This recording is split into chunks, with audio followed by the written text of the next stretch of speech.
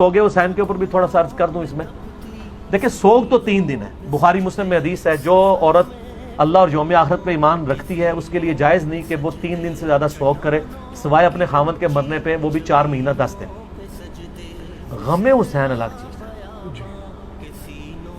غم حسین تو سنت ہے. اس کی مثال صحیح بخاری سے لیں. حمزہ ابن عبد المطلب کو قتل کس نے کیا تھا؟ واشی نے.